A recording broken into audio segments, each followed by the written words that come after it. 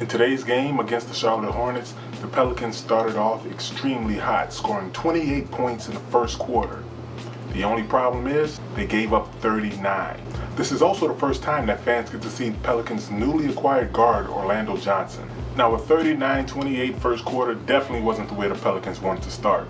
So in the second, they actually managed to get on a few runs, but every time they would get on a run, the defense would collapse and the Hornets would capitalize and get on a run of their own, maintaining their big lead. And this trend kind of continued throughout the entire second quarter. Now, Orlando Johnson in the first half looked a little timid and passive.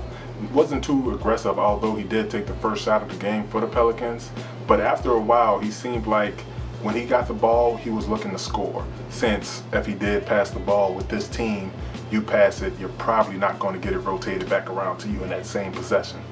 Now in the third quarter, things started to get a little interesting as the Pelicans managed to cut the lead down to 2.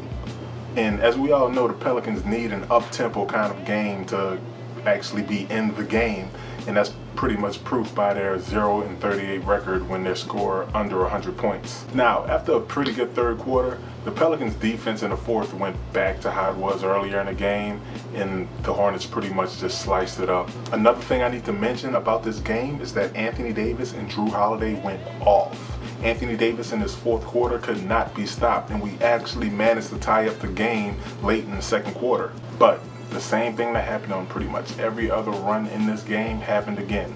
The Pelicans' defense collapsed, and immediately the Hornets went on an 8-0 run to seal the game with just over a minute left. And that same run would grow to be a 13-4 run, and the Pelicans would lose this game 113-122. Now, one thing I want to say I was impressed with by the Hornets in this game is how they locked up Ryan Anderson. Last time, Frank the Tank would guard Ryan Anderson, and if anyone drove into the paint, he'd immediately leave, and Ryan Anderson would be open for 3, and he'd lit them up.